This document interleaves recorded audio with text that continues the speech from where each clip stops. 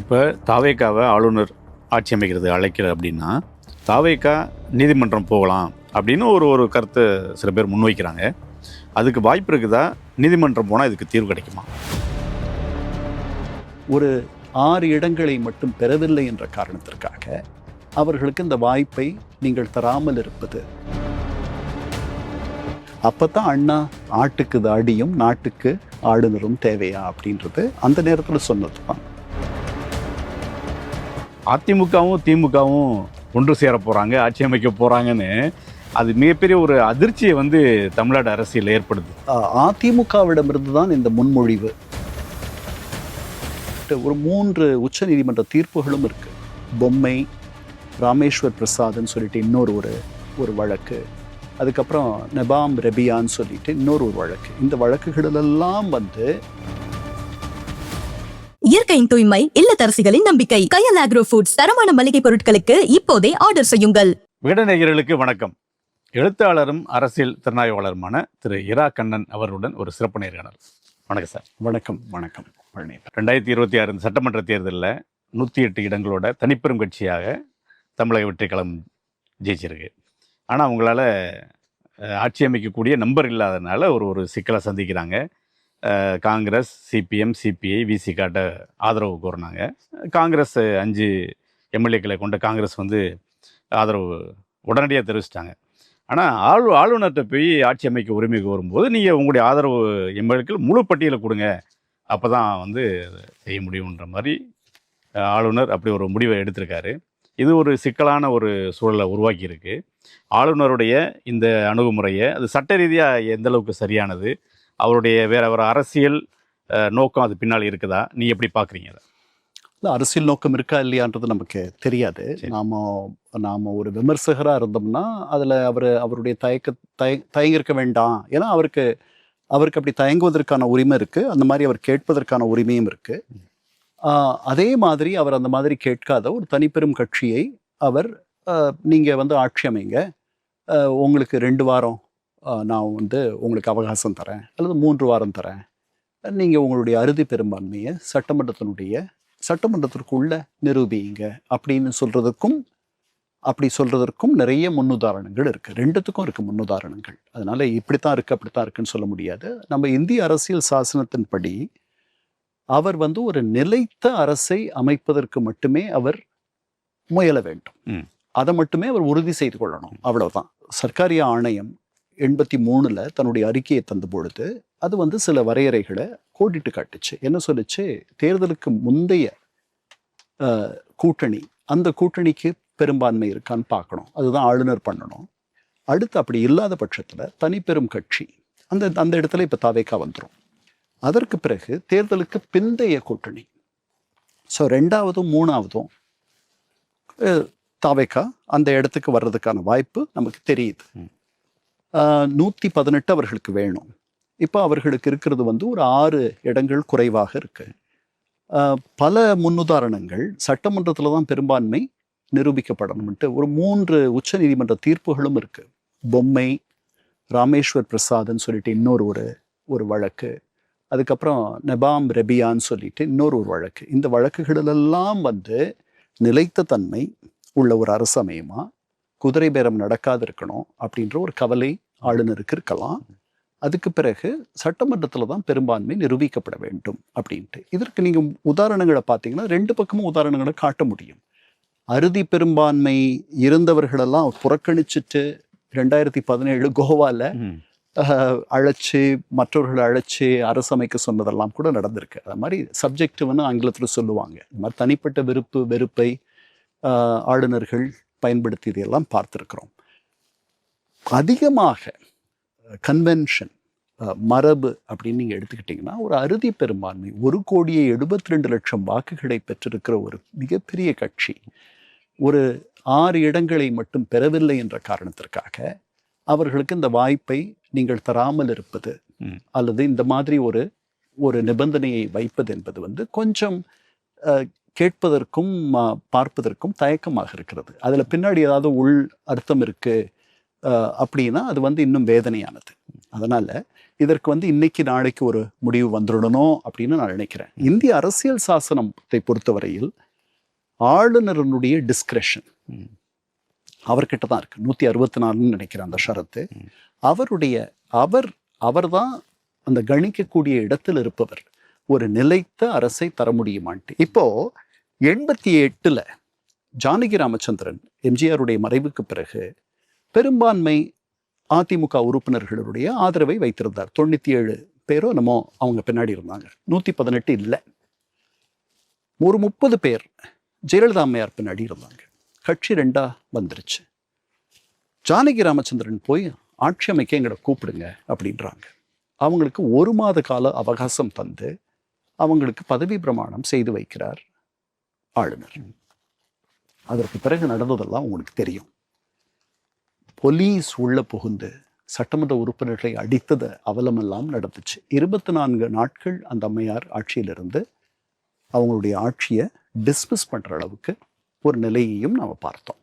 அந்த மாதிரி ஒன்று நடந்துட வேண்டான்ட்டு ஆளுநர் கவலைப்படுகிறார் என்றால் அது நியாயமான கவலை.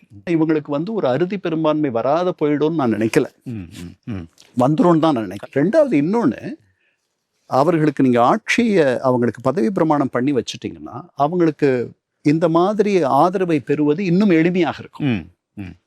ஆட்சியில் இருக்கும் பொழுது அது இன்னும் எளிமையாக இருக்கும். இப்போ வந்து அவர்கள் இன்னும் திருசங்கு சொர்க்க நிலையில தான் இருக்காங்க. ஸோ அந்த காரணங்களால் ஆளுநர் வந்து அவர்களை அழைச்சிருக்கணும், அவர்களுக்கு இன்னைக்கு பதவி பிரமாணம் பண்ணி வச்சிருந்துருக்கணும் நம்ம நினைச்ச மாதிரி அப்படின்னு தான் எனக்கு தோணும். அதாவது இந்த சிக்கலுக்கு எல்லாமே வந்து ஆளுநர் எடுத்த அந்த முடிவு தான் காரணமாக இருக்குது. இது ஒரு அரசியல். ஏன்னா வந்து தமிழ்நாட்டில் ஆளுநர்கள் வந்து எப்படி இருக்கிறாங்க, ஜெயலலிதா அவர்கள் மறைவுக்கு பின்னாடி என்னென்னலாம் நடந்ததுன்னு சொல்லி எல்லாம் உலகமே அறிஞ்சது, எல்லாம் வெளிப்படையானது. ஆளுநர்களுடைய ரோல் என்னவா இருந்தது, தொடர்ச்சியாக என்னவா இருக்குன்றது எல்லாமே தெரியும். அவர் மத்திய அரசோட ஒரு பிரதிநிதியாக இருக்கிறவர் தான் ஆளுநர். வந்து அவர் என்ன கணக்கோட இப்படி இதை வந்து ஒரு முட்டுக்கட்டை போட்டிருப்பார்னு நினைக்கிறேன். பெரிய அரசியல் உள்நோக்கம் இருக்கும்ட்டு நான் நினைக்க விரும்பலை இப்போதைக்கு. ஆனால் இதே நிலை நீடிக்குமானால், ஒருவேளை அரசு அமைக்க முடியாத இன்னொரு தேர்தலோ அல்லது தற்காலிக குடியரசுத் தலைவர் ஆட்சியோ அந்த முயற்சியும் தோற்று போய் அதுக்கப்புறம் இன்னொரு தேர்தல் வருமானால் இவர்கள் அறுதி பெரும்பான்மையை பெற்று விடுவார்கள். அதுல ஒன்றும் எனக்கு சந்தேகம் இல்லை. ஆனால் இந்த மாதிரி ஒரு தர்ம சங்கடமான சூழலை அவர் தமிழக மக்களுக்கும் இவ்வளவு பெரிய ஒரு வெற்றியை பெற்றிருக்கிற இந்த கட்சியினருக்கும் அவர் கொண்டு வந்திருக்க வேண்டாம்னு தான் நான் நினைக்கிறேன். தலைமைச் செயலாளர் விஜய் போய் பார்க்குறாரு. அதை தொடர்ந்து வந்து நம்ம நேரு உள் விளையாட்டு அரங்கத்தில் பதவியேற்புக்கான எல்லா ஏற்பாடுகளும் நடக்குது. இது எல்லாமே ஸ்டாப் ஆகுது.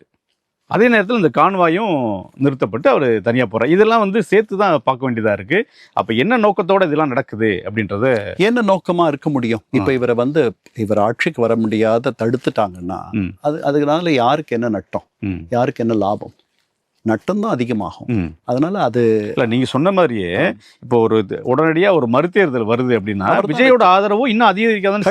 கண்டிப்பா. அதனால தான் நான் வந்து இதுல பெரிய அறிவுபூர்வமான ஒரு நகர்வாக எனக்கு இது தோன்றவில்லை. இதை ஏன் பண்றாங்கன்ட்டு எனக்கு சரியா தெரியல. இப்படி பண்ணியிருக்க வேண்டான்னு தான் நானும் நினைக்கிறேன். இன்னைக்கு வந்து அவருக்கு பதவி பிரமாணம் பண்ண வச்சுட்டு அவருக்கு ஒரு 2 வார காலம் அவகாசம் கொடுத்துருக்கலாம் அறுதி பெரும்பான்மையை நிரூபிக்கிறதுக்கு. அதுதான் ரொம்ப என்ன சொல்றது, ஒரு பரந்த மனப்பான்மையோட இவ்வளவு பெரிய ஒரு வெற்றி பெற்ற ஒரு தலைவரை அணுகக்கூடிய ஒரு கட்சியை நீங்கள் நடத்தக்கூடிய விதமாக இருக்கும். ஆனால் நீங்க சொன்ன அத்தனையும் நான் ஒத்துக்கிறேன். ஆளுநர்களுடைய பங்கு வந்து NT ராமாராவுக்கு அறுதி பெரும்பான்மை இருந்த பொழுதே வந்து அவருடைய ஆட்சியை கவிழ்த்தவர்கள் கவர்னர் ஆந்திராவில். அவர் வந்து அவருக்கு வேண்டிய அவருடைய சட்டமன்ற உறுப்பினர்களை எடுத்துட்டு அந்த தள்ளாத வயதில் வந்து அவர் வீதிக்கு போய் சண்டை போட்டதெல்லாம் நம்ம பார்த்தோம். பாஸ்கர ராவுன்னு சொல்லிட்டு அவருடைய கட்சியில் இருந்த அவர் முதுகலை குத்திய ஒரு எட்டப்பனை வச்சு அவருக்கு 4 பேர் கூட ஆதரவு தந்தாங்களான்னு தெரியாது. அவர்களுக்கு பதவி பிரமாணம் செய்து வைத்ததெல்லாம் கூட பார்த்தோம்.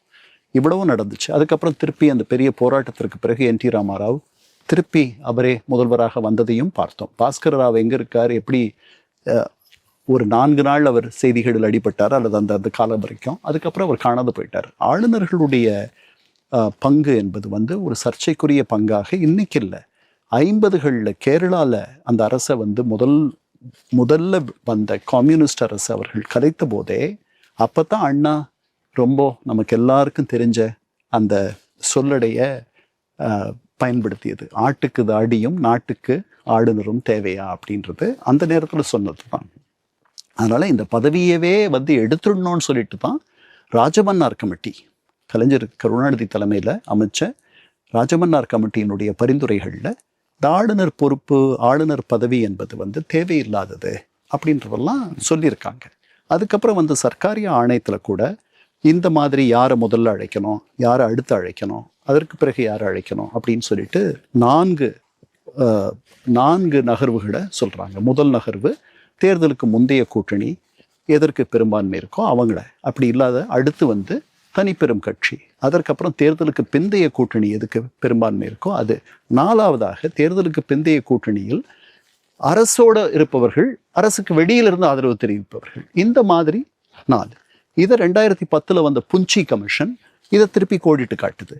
அதற்கு பிறகு அந்த கமிஷன் சொல்லுது, இது வந்து ஒரு தெளிவற்ற நிலை இருக்கு, அதனால இதை வந்து ஒரு இந்திய அரசியல் சாசன சட்ட திருத்தத்தை நம்ம கொண்டு வர்றதை பற்றி யோசிக்கணும். அதுக்கப்புறம் இதற்கான தெளிவான வழிமுறைகளை நாம் எழுதி வைத்து விடுவது நல்லது அப்படின்னு 2010 புஞ்சி கமிஷன் சொல்லுது. அதனால இந்த சிக்கலுக்கு இன்னும் தீர்வு வரவில்லை. இது எப்போ வரும்னு தெரியல. ஆளுநர்களுடைய பதவியும் அவர்கள் ஏற்படுத்துகிற இந்த சர்ச்சையும் தமிழகத்தில் விவாதிக்கப்படுகிற அளவுக்கு வேற எங்கேயும் விவாதிக்கப்படுவதில்லை. 1.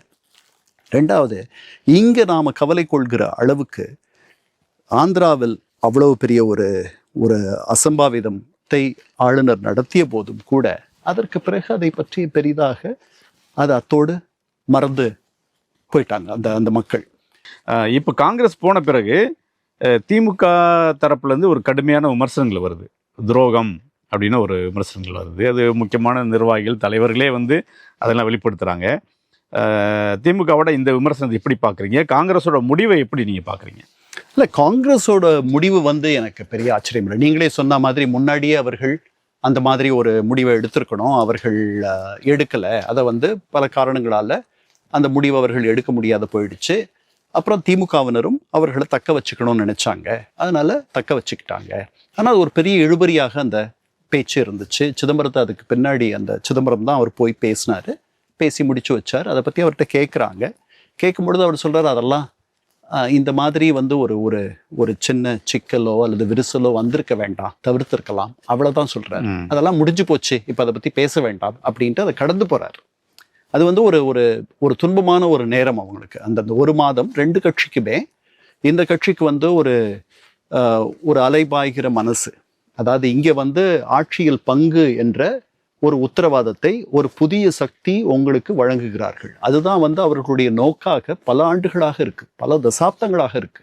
67 என்னைக்கு ஆட்சி போச்சோ அன்னையிலிருந்து பெருந்தலைவர் காமராஜர் ஆட்சியை நாங்கள் மீண்டும் நிறுவுவோம் அப்படின்ட்டு காங்கிரஸ்ல இருக்க தலைவர்கள் சில பேராவது அந்த ஒரு ஆசையும் அபிலாஷையும் வைத்திருக்கிறார்கள். அதனால தான் 89 நடந்த தேர்தலில் காங்கிரஸ் தனித்து நின்றுச்சு. அவர்களுக்கு ஒரு நம்பிக்கை இருந்துச்சு, அப்போ தனியாகவே ஆட்சி அமைச்சிருவோம் அப்படின்ட்டு. அப்போ கருப்பையா முப்பனாரை முதல்வராக அவர்கள் முன்னிறுத்தினார்கள். அந்த முயற்சி தோற்று போயிடுச்சு. அப்போ ஒரு 4 முனை போட்டி இருந்துச்சு.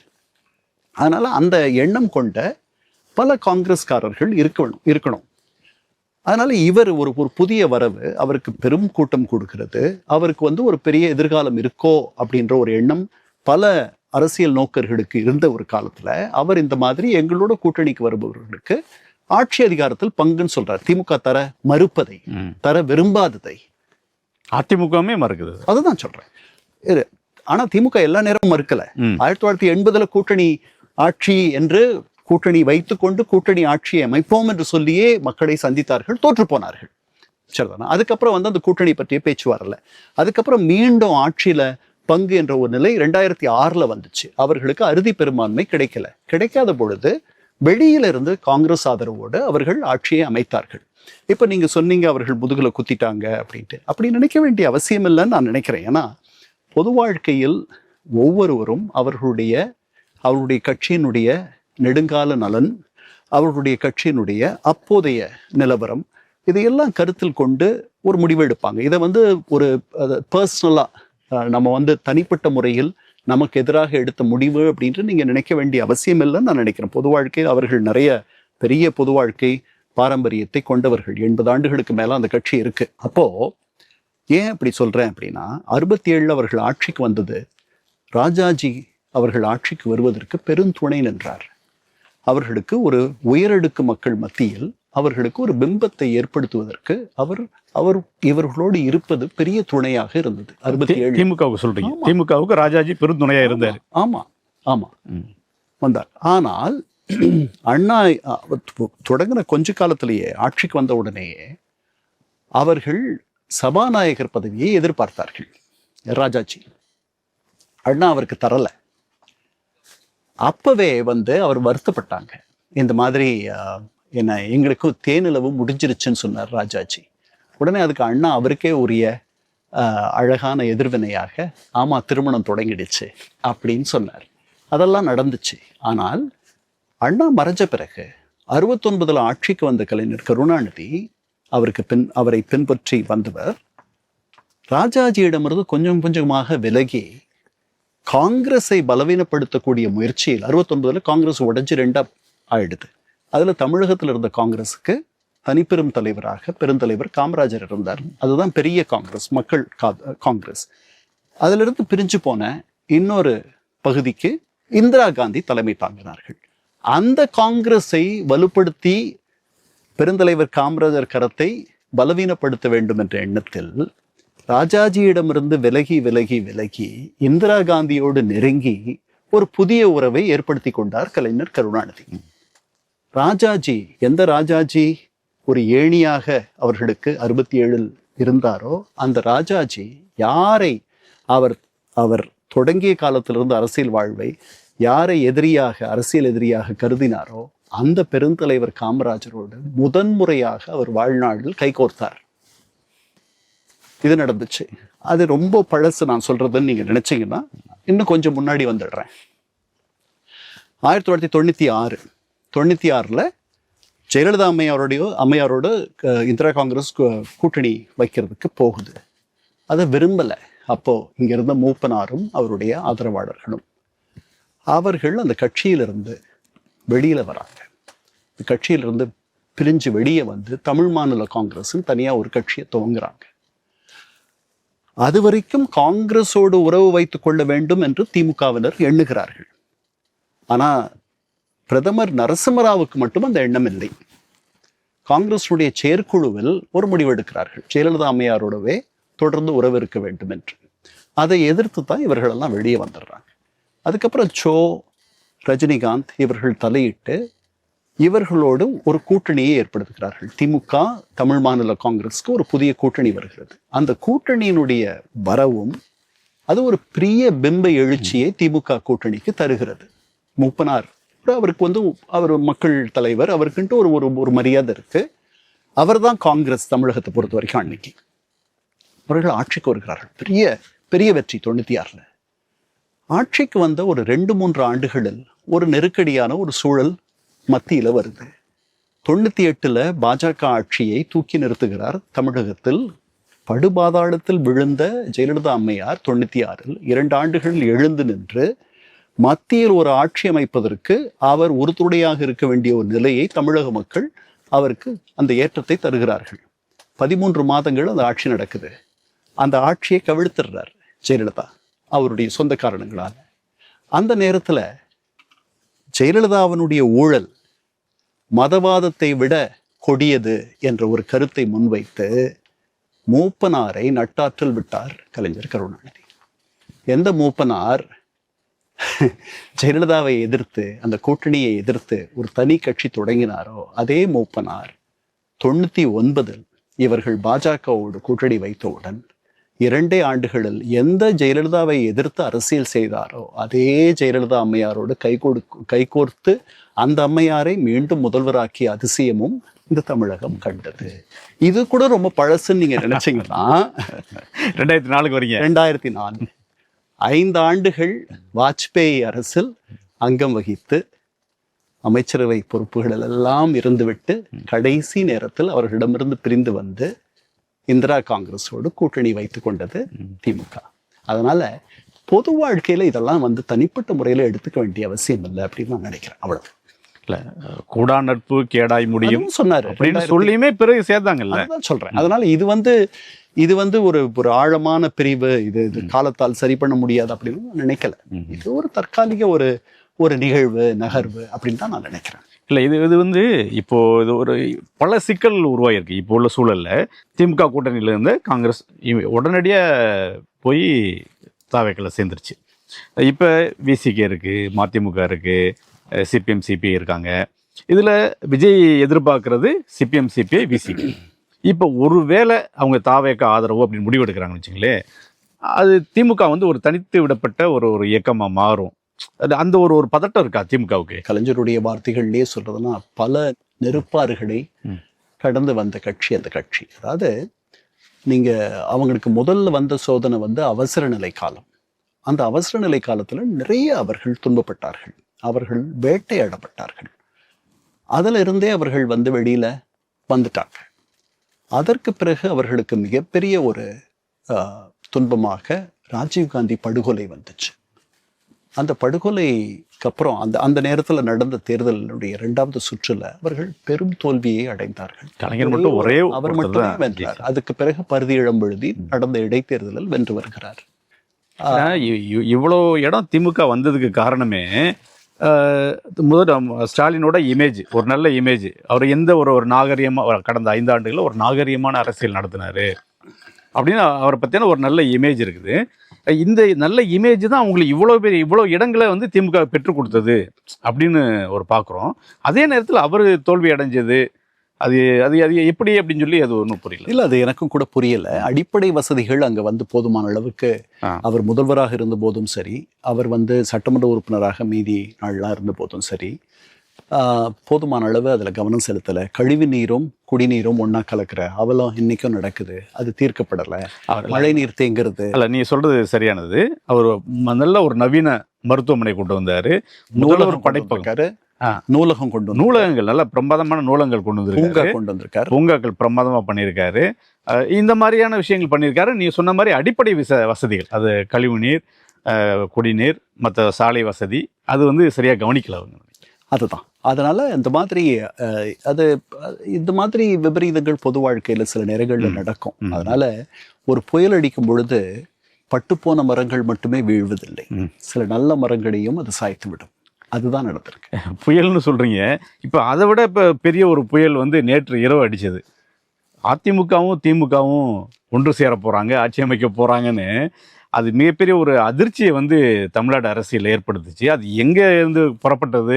நேற்று மாலையில வந்த செய்திகள் நள்ளிரவு வரை எல்லா செய்தி தொலைக்காட்சிகளிலும் எல்லா ஊடகங்களிலும், தேசிய ஊடகங்களே பெரிய அளவில் இது எப்படின்னா பாகிஸ்தானி இராணுவமும் இந்திய இராணுவமும் கைகோர்க்கின்றன என்று சொன்னதற்கு இணையாக இருந்தது. இது நடக்குமா? நடப்பதற்கு வாய்ப்பு இருக்குமா? அப்படி நடந்தால் இப்போ ஏகோபித்த மக்களுடைய ஒரு தீர்ப்பை நீங்கள் மாற்றி அமைப்பது போல இருக்கும். அதனால அது ஒரு கன்வின்சிங்கா ஒரு கட்டத்தில் வந்து அந்த அதிர்ச்சி எல்லாருக்குமே இருந்தது, ஒரு நம்ப முடியாத ஒரு விஷயமா இருந்தது. ஒரு கட்டத்தில் எப்படிலாம் கன்வின்ஸ் பண்ணாங்க அப்படின்னா, உத்தரப்பிரதேசத்தில் சமாஜ்வாடி கட்சியும் மாயாவதி பகுஜன் சமாஜ் சேர்ந்தது, காங்கிரஸ் சேர்ந்தது, சிவசேனாவும் காங்கிரஸ் சேர்ந்தது. இந்த மாதிரி பரம வைரிகளாக இருந்தவங்கலாம் வந்து ஒரு கட்டத்தில் வந்து அரசியலில் சேர்ந்தாங்க. தமிழ்நாட்டில் அப்படி அதை நோக்கி போகிறதா கூட இருக்கலாம். இப்படிலாம் வந்து ஒரு கன்வின்சிங்காக சில கருத்துக்கெல்லாம் வெளியே வந்தது இந்த டைமில். இல்லை, அது புரியுது. அதுக்கான காலம் சரியான காலம் இல்லை. அதாவது எம்ஜிஆரே வந்து அவர் 77 ஆட்சிக்கு வந்த பிறகு 2 கட்சியும் இணையணும்னு சொல்லிட்டு பல பேரை தூது அனுப்பினார். அதில் வந்து அவர் எழுத்தாளர் சோலை இதெல்லாம் பதிவு பண்ணியிருக்கார். அவரை கூப்பிட்டு நான் தேர்தலுக்கு முன்னாடியே சொன்னேன்ல, சோலை நம்ம போய் இணையணும் அப்படின்ட்டு, அதுக்கு வந்து நீங்கள் முயற்சி எடுங்க. முதல்வர் ஆன பிறகு சொல்கிறார், கொஞ்சம் அடுத்த நாளோ அது கொஞ்ச நாள்லயே சொல்கிறார், எம்ஜிஆர் சொல்கிறார். ஆமாம். சோலைக்கு ஒன்றும் புரியல. அப்புறம் சோலை சொல்கிறாரு, இல்லைண்ணா நீங்கள் வந்து நான் சரியான ஆள் இல்லை, நம்ம வந்து திராவிடர் கழக பொதுச் செயலாளர் வீரமணியை அவர் தான் சரியாக இருப்பார் தூது போகிறதுக்கு கலைஞர்கிட்ட. அப்படியா, சரி போய் பாருங்க. போய் பார்த்த உடனே வீரமணி வந்து அப்படியா சரின்ட்டு எம்ஜிஆரை முதல்ல போய் பார்க்க போகிறார். எம்ஜிஆர் அவரை ரொம்ப வழக்கப்படி அற்புதமான ஒரு விருந்து படைச்சு பண்ணிட்டு போய் பாருங்க பேசுங்க அவர்கிட்ட, கலைஞர்கிட்ட போய் வீரமணி போய் பேச போறார். நீங்க 3வது ஆள் வீரமணி அப்படின்றார் கலைஞர். அப்புறம் செப்டம்பர் 1978 13 செப்டம்பர் அரசு விருந்தினர் மாளிகையில் இப்போ இது வரைக்கும் முதல்வராக இருந்த ஒடிஷாவில் நவீன் பட்நாயக்கனுடைய அப்பா பிஜு பட்நாயக் அவர் இந்த இணைப்பு முயற்சிக்காக வரார். இது தனியாக ஒரு பக்கம் யாருக்கும் தெரியாத மறைமுகமாக விடுதலை வீரமணி தொடர்ந்து பேசி கொண்டிருக்கிறார் 2 பேருக்கு மத்தியிலையும். அது தனியாக நடந்துட்டு இருக்கு. இதுக்கு இடையில சரண் சிங் அங்க பிரதமராக வருகிறார். அவர்கிட்ட கரூர்ல இருந்து கோபால்னு ஒரு துணை அமைச்சர் இருக்கிறார். அவர்கிட்ட சொல்றார், சரண் சிங்குக்கு இந்திரா காந்தி ஒரு பரம வைரி, 2 பேரும் உத்தரப்பிரதேச சேர்ந்தவர்கள். அவர் சொல்றாரு, சரண் சிங் இவங்க 2 பேரையும் ஒன்றுபடுத்திட்டோம்னா 40 இடங்களுக்கும் அந்த அம்மையாருக்கு ஒரு இடம் கூட கிடைக்காது, இவங்களை ஒன்றுபடுத்திடணும் அப்படின்ட்டு. அதுக்கு பிஜு பட்நாயக் அனுப்புறாரு. ஏன் பிஜு பட்நாயக்கை தேர்ந்தெடுத்தார்ன்றது எனக்கு சரியா தெரியல. அவர் வருகிறார், வந்து முதல்ல கலைஞரை போய் பார்க்குறார். கலைஞர் 6 நிபந்தனைகளை வைக்கிறார். அந்த நிபந்தனைகள்லாம் ரொம்ப எளிமையான நிபந்தனைகள். அதில் ஒன்று மட்டும்தான் கஷ்டமான நிபந்தனை. 9,000 ரூபாய் ஆண்டு வருமானம் உள்ளவர்களுக்கு மட்டுமே பொருளாதார அடிப்படையில் இடஒதுக்கீடு என்பது இருக்கும் அப்படின்ட்டு எம்ஜிஆர் ஒரு திட்டத்தை கொண்டு வந்தார். அதற்கு பெரிய எதிர்ப்பை திமுகவினர் செய்தார்கள். இடஒதுக்கீடு அப்படிலாம் பண்ணக்கூடாது. இந்திய அரசியல் சாசனமே என்ன சொல்லுதுன்னா, சமுதாய ரீதியாக பிற்படுத்தப்பட்டவர்கள் அவர்களுக்கு தான் இடஒதுக்கீடே தவிர பொருளாதார அடிப்படையில் பிற்படுத்தப்பட்டவர்களுக்கு இடஒதுக்கீடு கிடையாது அப்படின்ற ஒரு வாதத்தை வைத்தார். அப்போ கலைஞர் கருணாநிதி இன்னும் கூட இறங்கி வந்தார். அவர் என்ன சொன்னார், பொதுவாக இருக்கக்கூடிய பொது பட்டியல், அந்த பட்டியலில் நீங்க இந்த மாதிரி ஒதுக்கிடுங்க, பிற்படுத்தப்பட்டோருக்கு இருக்கக்கூடிய அந்த இடஒதுக்கீட்டுல இதை பண்ணாதீங்க அப்படின்லாம் சொன்னார். அந்த மாத்திடணும் எம்ஜிஆர், பழையபடி போயிடணும். அதுதான் இருந்ததுலேயே கஷ்டமானது. மற்றபடி 2 கட்சியும் சேரலாம். எம்ஜிஆருடைய ஆட்சியில சேர்ந்த திமுகவினருக்கு எந்த பங்கும் வேண்டாம். கட்சிகள் 2 பேரும் இணைந்த பிறகு அதிமுக கொடியை இணைந்த கட்சியினுடைய கொடியாக தொடரலாம். அண்ணா படம் போட்டது என்ன, 2 கட்சியும் இணைப்புக்கு பிறகு பொதுக்குழு செயற்குழுவை கூட்டி இணைச்ச பிறகு அதுக்கப்புறம் யார் எந்தெந்த பொறுப்புக்கு வர்றது கட்சியில என்பதை முடிவு செய்து கொள்ளலாம் என்று 6 மிக எளிமையான நிபந்தனைகள், 5 எளிமையான நிபந்தனைகள், 6வது இது. இதை கேட்டுட்டு போயிட்டு ராமாவரம் தோட்டத்துல போய் எம்ஜிஆரை பார்க்கிறார் பிஜு பட்நாயக். எம்ஜிஆரால நம்பவே முடியல, ஆச்சரியப்படுறார். அப்படியா சொன்னார் கலைஞர். சரி, அடுத்த நாள் சந்திப்பு. இது செப்டம்பர் 12 நடக்குது. செப்டம்பர் 13 அரசனர் விருந்தினர் மாளிகையில சந்திக்கிறாங்க. 40 நிமிஷம் 2 பேரும் தனியா முதல்ல பேசுறாங்க. ஆண்டவனேன்னு சொல்லிட்டு கூப்பிடுவார் எம்ஜிஆர் கலைஞரை. அப்படியே கூப்பிட்டுட்டு போய் உட்கார்ந்துருக்காரு. இதெல்லாம் கேள்விப்பட்டது உண்மையா, இப்படித்தான் நிபந்தனை, ஆமான்றார். ஆச்சரியப்படுறார். பட்டுட்டு சரி, 2 பேரும் தனியா 40 நிமிஷம் பேசிட்டு வெளியே வந்து செய்தியாளர்களை சந்திக்கிறாங்க. அதுக்கப்புறம் பிஜு பட்நாயக்கெல்லாம் பார்க்குறாங்க. 2 பக்கமும் அவர்களுக்கு வேண்டியவர்களை அழைத்து சென்றிருக்கிறார்கள். அன்பழகன் போயிருக்கார் இங்க. அப்போ சென்னை மாவட்ட செயலாளர் ஆர்டி சீதாபதி அவர் போயிருக்கார். இந்த பக்கம் பண்டுட்டி ராமச்சந்திரன், நாவலர் நெடுஞ்செழியன், இவங்கெல்லாம் இந்த பக்கம் வந்திருக்காங்க. 2 பேரும் நல்லா போச்சு பேச்சுவார்த்தை. சீக்கிரம் உங்களுக்கு அதிகமான தகவல்கள் பிறகு தருவோம், 2 கட்சியினுடைய பொதுக்குழு செயற்குழு கூடி முடிவெடுக்கும் அப்படின்னு சொல்லிட்டு புறப்படுறாங்க. ஆனால் அது நடக்கலை. என்ன காரணம், இவ்வளவு தூரம் போய் ஏன் நடக்கலது? ஏன்னா பண்டுட்டி ராமச்சந்திரன் என்கிட்ட சொல்லியிருக்காரு, எல்லார்கிட்டையும் சொல்லியிருக்காரு. அதாவது எம்ஜிஆர் திமுகவிலிருந்து வெளியே வந்து அதிமுகவை தொடங்கிய போது பல அடக்குமுறைகளுக்கு, பல துன்பங்களுக்கு அதிமுகவினுடைய தொண்டர்கள் ஆட்பட்டார்கள். ஏன்னா அந்த கட்சியை நசிக்கிடணுன்ற ஒரு எண்ணம் அப்போ இருந்த ஆட்சியாளர்களுக்கு இருந்துச்சு. அதனால நாம மேல் மட்டத்துல ஒன்று சேர்ந்துடலாம், கீழே சேர முடியாது அப்படின்ட்டு நான் சொன்னேன் தலைவர்கிட்ட அப்படின்னு சொன்னார். அதுதான் உண்மையாகவும் இருந்திருக்கும். 2வது, நீங்க தனியாக போய் ஒரு குடும்பத்தை ஏற்படுத்திட்ட பிறகு மீண்டும் நீங்க சேர்றதுல என்னன்னா திருப்பி நீங்க பல விஷயங்களை பகிர்ந்துக்கணும். அதற்கு 2 தரப்புலையுமே நிறைய பேருக்கு விருப்பம் இல்லை. நேற்று இரவு அந்த குழப்பங்கள் எல்லாம் போயிட்டு இருந்த நேரத்தில் திமுகவோட பாலக்கோடு தொகுதி எல்லாம் இப்போ திமுக வேட்பாளராக போட்டிக்கிட்ட திரு டாக்டர் செந்தில்குமார் அவர் திடீர்னு ஒரு ட்வீட் போடுறாரு. எங்கள் கட்சியில் செய்கிறது எல்லாமே வந்து ஒரு நியாயமாக தான் இருக்கும்ன்ற மாதிரியான ஒரு ட்வீட் போடுறாரு. கொஞ்ச நேரத்தில் மக்களவை உறுப்பினர் கலாநிதி வீராசாமி அவர் போடுறாரு, தாவேக்கா ஆட்சி அமைப்பதை வந்து நாங்கள் தடுக்கலை, பாஜக தடுக்குது அப்படிங்கிற மாதிரி அவர்கிட்ட. இது எல்லாமே ஒரு ஒரு குழப்பத்தை உண்டு பண்ணிச்சு. இன்னொரு பக்கம் அதிமுக ஐடிவிங்லேருந்து போடுறாங்க, நாங்கள் வந்து தாவேக்காவுக்கு அந்த நம்பர் இல்லாமல் தான் அவங்க ஆட்சி அமைக்க முடியல, நாங்கள் உரிய நம்பரோட நாங்கள் வருவோன்ற மாதிரி அவங்க. இது எல்லாமே வந்து ஒரு குழப்பம். அது ஏன் வந்து இவங்களுக்கு என்ன நோக்கமாக இருந்திருக்கும்னு நினைக்கிறீங்க எல்லாமே? இல்லை, அதுதான் இந்த புதிய வரவு வந்து 2 கழகங்களையும் அவர்களுடைய அடிவயிற்றில் புலியை கரைத்து விட்டது அப்படின்னு தான் நான் நினைக்கிறேன். இன்னைக்கு ஒரு ஆங்கில செய்தியேடு சென்னையிலிருந்து வெளிவர ஒரு மிக முக்கிய ஆங்கில செய்தியேடில் என்ன செய்தினா, அதிமுகவிடமிருந்து தான் இந்த முன்மொழிவு, இந்த முன்னெடுப்பு நடந்ததாகவும் அதை வந்து திமுகவினர் வேண்டாம்னு சொல்லிட்டதாகவும் தகவல் இன்னைக்கு வெளியாயிருக்கு. அதனால அதாவது நெருப்பு இல்லாத புகையாது. அதனால அப்படித்தான் நான் நினைக்கிறேன். இது அப்போ உண்மை இருக்கு, ஓரளவு உண்மை இருக்கு அதுல. அப்படித்தான் தோணுது. அந்த செய்தியேடு சொல்றது உண்மையா இருக்கும். அது வெறும் வதந்தியே கிடையாது, புரளி கிடையாது. இல்லை, ஏன்னா அவர்கள் 2 பேரும் சேர்ந்தா அந்த குறிப்பிட்ட அந்த மேஜிக் நம்பர் அந்த மந்திர எண் வந்து கிடைச்சிருது. அவர்கள் 2 பேரும் வந்து ஏறக்குறைய ஒரே கொள்கைகளை உடையவர்கள். இடையில அவங்க கொஞ்சம் வித்தியாசப்பட்டாலும் அவங்களுக்குள்ள இருந்த சிக்கல் வந்து ரெண்டு தலைவர்களுக்கு 2 வாழ் வந்து ஒரு உரையில இருக்க முடியாது அப்படின்றது தான் அங்க பெரிய சிக்கல். மற்றபடி கொள்கை வேறுபாடு எதுவும் கிடையாது இல்லையா? அதனால நீங்க சொன்ன மாதிரியே அவர்கள் சேர்வதற்கு நிறைய வாய்ப்பு இருக்கு. கொள்கை ரீதியாக, கருத்தியல் ரீதியாக 2 பேருமே ஒரே மாதிரி தளத்திலிருந்து வந்தவர்கள், 2 பேரும் ஒரே தலைவர்களை கொண்டாடுபவர்கள். அதனால அதுல ஒரு பெரிய சிக்கல் வந்திருக்காது. ஆனால் அது நடக்கக்கூடிய, எதற்காக அது நடக்கணும் அப்படின்ட்டு யார் நினைச்சிருந்தாலும், எதற்காக நடக்கணும்னு நினைக்கிறாங்க? மக்களுடைய ஆதரவு இல்லாமல் மக்கள் வந்து அவர்களை நிராகரிச்சிட்டாங்க.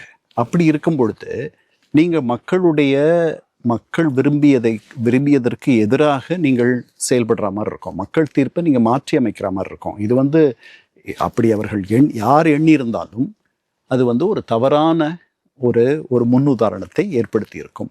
அது இன்னும் யாரை இவங்க தடுக்கணும்னு நினைச்சாங்களோ அவங்களுடைய கரத்தை இன்னும் அதிகமாக வலுப்படுத்தி இருக்கும். அவர்கள் மீது மக்களுக்கு ஒரு பெரிய அனுதாபத்தை ஏற்படுத்தி இருக்கும். ரொம்ப தவறான அரசியல் நகர்வாக அது இருந்திருக்கும். ஆனால் காலையில் திமுக தலைவர் ஸ்டாலின் அவர்கள் வந்து அதுக்கு ஒரு முற்றுப்புள்ளி வச்சுட்டார். தாவேக்கா ஆட்சி அமைக்கிறதுல திமுக எதுவும் பண்ணாதுன்ற மாதிரி ஒரு முற்றுப்புள்ளி வச்சுட்டாரு. பால் வந்து இவர்கிட்ட இருக்கு, ஆளுநர்கிட்ட இருக்கு.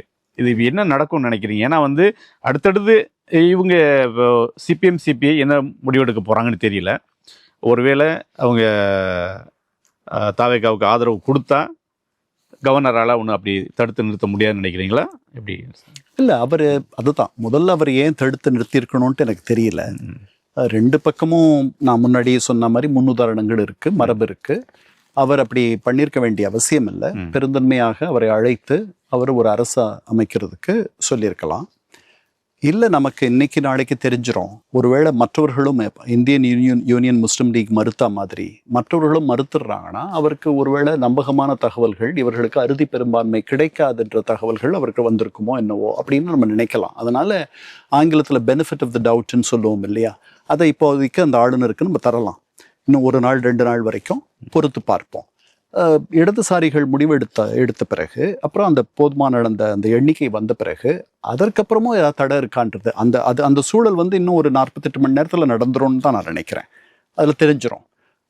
அதற்கு பிறகும் ஒரு தடை இருக்குமானால் அப்போ அது பின்னாடி ஏதோ யுக்தி இருக்கு அப்படின்னு தான் நம்ம நினைக்க வேண்டியிருக்கும். அது வரைக்கும் நம்ம பொறுத்து இருக்கணும். இப்போ தாவேக்காவை ஆளுநர் ஆட்சி அமைக்கிறது அழைக்கிறது அப்படின்னா தாவேக்கா நீதிமன்றம் போகலாம் அப்படின்னு ஒரு கருத்தை சில பேர் முன்வைக்கிறாங்க. அதுக்கு வாய்ப்பு இருக்குதா? நீதிமன்றம் போனால் இதுக்கு தீர்வு கிடைக்குமா? இல்லை, 164 அந்த ஷரத்து தான் வந்து ஆளுநருடைய உரிமை, அவர் என்ன பண்ணணும் அப்படின்றதெல்லாம் சொல்லுது. ஆளுநர் தன்னை வந்து அவர் திருப்திப்படுத்திக்கணும். ஒரு நிலைத்த ஆட்சியை அவர் தருவாரா? அதாவது தனிப்பெரும் பெரும்பான்மை பெற்றிருக்கிற இவர், அறுதி பெரும்பான்மை பெறாத இவர் ஒரு நிலைத்த ஆட்சியை, குதிரை பேரம் நடக்காது இருக்குமா? இதையெல்லாம் வந்து அவருக்கு கிடைக்கக்கூடிய தகவல்கள் நமக்கு கிடைக்காது. அவருக்கு நுண்ணறிவு தகவல்கள் கிடைக்கலாம், அதாவது ரொம்ப தெளிவாக இருக்குது நிலைமை. யார்கிட்ட இருந்து ஆதரவு வரலாம், யார் தந்தா ஆட்சி அமைக்க முடியும். 2 பெரிய எதிர்க்கட்சிகளும், அதாவது இந்த தேர்தலில் மீதி 2 கழகங்களும் அவர்கள் ஆட்சி அமைப்பதற்கான வாய்ப்பு இல்லைன்னு தெரிஞ்சு போயிடுது. ஆனால் அவர்களோடு இருந்த தோழமை கட்சிகளுடைய உதவி, யாராவது ஒருத்தருடைய உதவியோட, இந்த பக்கம் இருந்த இந்த அணியில் இருந்தவர்களுடைய உதவியோ அல்லது இந்த அணியில் இருந்தவர்களுடைய உதவியோடு வாங்கி தான் இவர்கள் புதிய வரவாக இருக்கக்கூடிய இவர்கள் ஆட்சி அமைக்கணும். இதுதான் நிலைமை. உச்சநீதிமன்றத்திற்கு இவர்கள் உண்மையிலேயே பேட் ஃபெய்த்துன்னு சொல்லுவாங்க ஆங்கிலத்தில். ஒரு நல்லெண்ணம் அற்ற, குட்வில் அற்ற, குட் ஃபெய்த் இல்லாத ஒரு நடைமுறையை ஆளுநர் செய்கிறார் அப்படின்ற மாதிரி இவர்களுக்கு உறுதியாக தெரியும் பட்சத்தில், இவர்களுக்கு போதுமான அளவு எல்லாம் இருக்கு அப்படின்ற பட்சத்தில் அவர்கள் உச்சநீதிமன்றத்திற்கு போய் அதை அவர்கள் உச்சநீதிமன்றத்தை நம்ப வைக்கணும். ஆளுநர் is acting on bad faith, good faith இல்லை அவர்கிட்ட அப்படின்ட்டு. அது எப்படி பண்ண முடியும்னு எனக்கு தெரியல. அதனால அவர்கள் அதை போக மாட்டாங்க. இப்போ இது வந்து ஒரு அரசியல் முட்டுக்கட்ட மாதிரி, ஒரு ஸ்டேல்மேட் மாதிரி இருக்கு, ஒரு கான்ஸ்டியூஷனல் ஸ்டேல்மேட் மாதிரி. நமக்கு கிடைக்கிற தகவல்கள் இன்னைக்கு அவங்க திருப்பி பார்த்துருக்காங்க அப்படின்ற மாதிரி நமக்கு தகவல்கள் வருது இல்லையா? இன்றைக்கு போய் 2வது முறை மறுபடியும் ஆளுநரை போய் பார்த்துருக்காங்க. ஸோ அப்படி இருக்கும் பொழுது இது வந்து ஒரு நடைபெற்று கொண்டிருக்கிற உரையாடல் மாதிரி தெரிகிறது. அதனால இதுல என்ன சிக்கல் இருக்குன்ட்டு நீங்களும் நானும் அனுமானிக்கிறோம் வெளியில இருந்து. அவர்கள் 2 பேருக்கு மட்டுமே தெரிஞ்சது. அந்த கட்சியிலிருந்து இதுவரைக்கும் அவர்கள் பேசாதது, ஒரு நிலையை சொல்லாதது, ஆளுநரை பற்றி அவர்கள் எந்த விமர்சனமும் செய்யாதது, இதில் இன்னும் இடம் இருக்கு நல்லபடியாக முடிவதற்கு அப்படின்னு நான் நினைக்கிறேன். அதாவது இப்ப என்ன நிலைமை அப்படின்னா, சாமி கிட்ட வர வாங்கியாச்சு, பூசாரி கிட்ட வரத்துக்காக காத்துட்டு இருக்க வேண்டிய ஒரு நிலைமை இருக்கு. பூசாரியும் சாமியே மனம் இறங்கிட்டார், பூசாரியும் இறங்குவார் அப்படின்னு நம்ம. சரி சார், தங்கள் கருத்துக்கள் மிக்க நன்றி சார். இயற்கையின் சுவையும் ஆரோக்கியத்தின் நம்பிக்கையும் கயல் ஆக்ரோ ஃபுட்ஸ். செக்கை எண்ணெய் முதல் சிறுதானியங்கள் வரை உங்கள் குடும்பத்திற்கான முழுமையான தேர்வு. மேலும் தகவல்களுக்கு அழையுங்கள் 9384 788000.